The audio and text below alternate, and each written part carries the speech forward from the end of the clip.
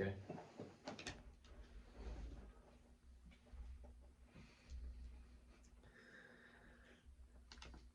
All right, we are back for our fourth episode of If You Like What You See, Call Me.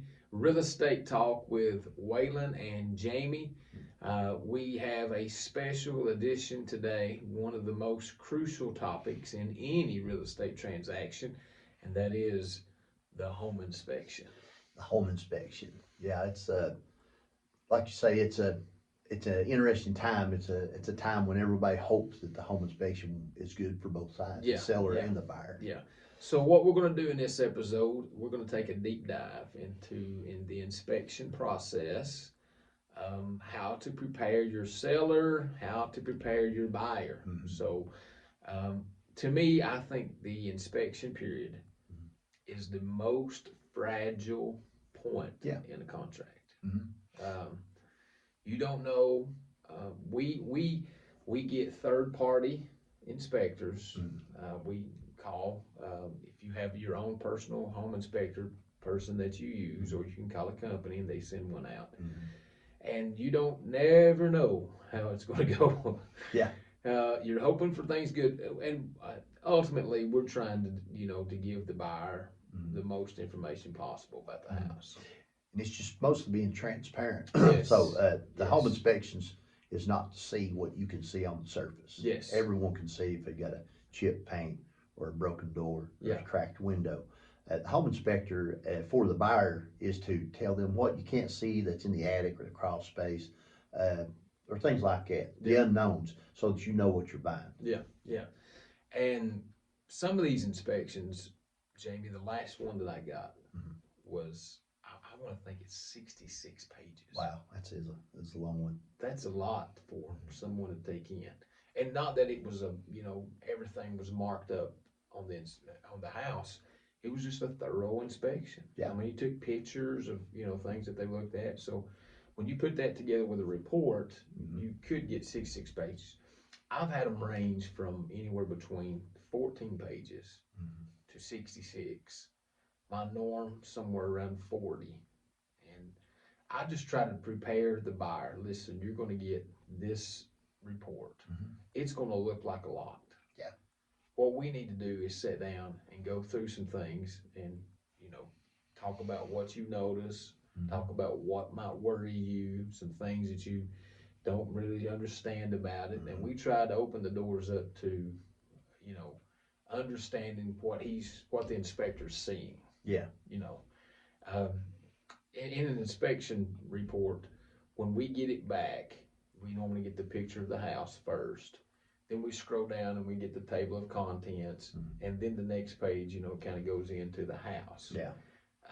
Some of the things, like if you have a 1950 house, it's not going to live up to the standards of 2024. Yeah. You're going to have some things they're going to point out, and your inspector is going to say this is not up to code. Yes. I'd like everyone to know now there is no such thing as up to code to buy or sell a house. Code changes every year for electrical. I myself was when I was younger, when I was growing up, and with my father, he was a HVAC installer, and I'm actually a licensed HVAC installer myself. I have a license and used to do that. And the standards that we did in the 80s, in the 90s, are not the same as what they do now. No. Electrical code changes every year. Yeah. Plumbing codes changes. Back in the 80s and 90s, you the best plumbing you could put in that was great was copper, maybe PVC. That was the good stuff. Wow. Because we were going away from the old galvanized pipe. Yeah. You want to get rid of the galvanized. Yeah. Get rid of that. Want to put in the good copper or the PVC or something like that. And now everyone's using PEX, which is a great type of plumbing. Yeah. And they're taking, I've even seen people cut out copper, and I'm thinking, wow, copper is great to plumbing. Why would you take it out? But so it's something that changes over time. Sure. So that's one thing you get an older home, the older type pipes and stuff like that, and it changes. Yeah. So code actually changes. So that don't think a lot when I say not up to code. Just you want to think of as long as it's safe. Yeah. That's what you should look That's the at. main thing. If you're buying a 1950s house, it's not going to have PEX lines in it No. unless they've already replaced it. Right. Safety's the number one issue Yeah, when yeah. it comes to inspection. Now, I like when home inspectors say, you know, does the buyer want to be present? Now, not that the inspector wants them to go through the house with them, but most, the ones that say, you know, if the buyer wants to be present, they can be. Their method is, they give us a specific time for the buyer to be Yeah. there. You come in at the end. You come in at the end. That way they've done their inspection, then they Yes. walk you through what they Yes. found. So the last one we done, the home inspector said, you know, does the buyer want to be there, or does the buyer just want to wait on the report? And my buyer wanted to be there, so he had her come at a specific time, which was at the end of his inspection, and he walked her through some things that he's seen. Do you know what happened? She was completely satisfied with what he had showed her. She understood about what he was seeing. She understood what was wrong with it, and I feel like that's so much better for the buyer if the home inspector you know will agree to it, just because they can see with their own eyes what the inspector's talking about. They understand what he's saying, and so when we presented the repair request to the sellers, they you know, she knew exactly what she was asking for, and the way we could present it was per inspector da da da da da. Yeah, and they were fine with it. It was not one of those instances where we were kind of thinking, oh, you kind of take a shot in the dark sometimes. The inspector pointed this, you know, he's kind of saying this, and to me, I thought the understanding and the communication was fabulous when she got to meet the inspector up there. And sometimes that doesn't happen, but I just, to me, I favor that. The common for inspectors is that they'll speak to, and we don't have inspectors ourselves. No. We have a list of licensed home inspectors. Yeah. And you want a licensed home inspector to do your inspection of your home. Oh, absolutely. That's the only ones you want to do that, to come in and do it. And, but they'll say, hey, yeah, come here at this time, and then they'll walk them through and they'll show them. And that makes, that way it takes the unknown out of it. When someone receives a 60-page report, it's a little overwhelming. But they're like, I remember this. You know, he showed me what this was. This is a cosmetic issue. This is not a safety issue. This is not something that has to be replaced today. This could be something, you know, in the next 5 years I need to do this. Sure. And as long as, you know, and if it's something, hey, I either want the seller to repair this, or I want the seller to compensate me in some way, some type of you know, monetary knock off the price, however you want to do that, concessions. If they'll do, you know, $100, $1,000, whatever it is, you know, do that, I'll still buy the house, you know. Or they'll say, hey, this is no big deal, I'll take care of this later. So Sure.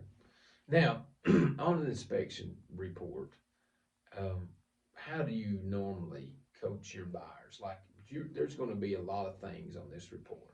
We cannot ask for every single thing. To me, I would, you know, especially if it's not, you know, new construction, that's, you know, the norm here in the Lakeway area, the homes that we're selling are typically 10, 15, 20 years old. They have wear and tear on them. You know, we're not buying a new house. So when we get a inspection report, I'll tell you what I do. Try to coach mine. You know, we're looking for safety hazards, things that are not safe with the property that we definitely want to address. We cannot write everything down to be repaired on that inspection report. When you send back a request, offer, or repair offer, and you've got 30 to 40 items listed, you know what the seller's going to do? He's going to say, forget it. Yeah. Forget it. And it all comes down to how they want to sell the home. I have sellers that say this is going to be sold as is, and that's fine. Sure. It's fine for the seller to say, I want to sell this as is, so I'm going to price it accordingly. So if it needs a little work, I'm going to reduce the price a little bit, so that, and these aren't safety issues. These aren't things that's going to stop the appraiser inspection for type of FHA loans, USDA, wherever they might be, VA loans. it's not gonna stop that. And I always tell my sellers, repair those things that's Sure. gonna stop a Before loan then, yes, and negotiate the other. yes, And as long as it's negotiated, as long as both parties feel like they came out and they're getting a fair deal.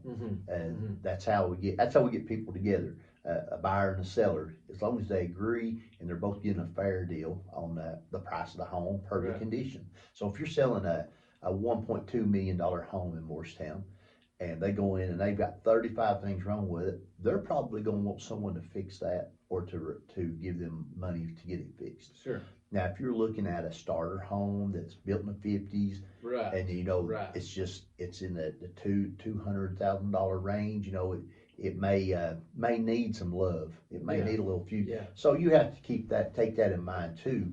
Uh, if you're buying an upper end home, it's probably gonna have more things fixed. So it comes down to that too, as well. sure, sure. I try to tell my sellers, look, there's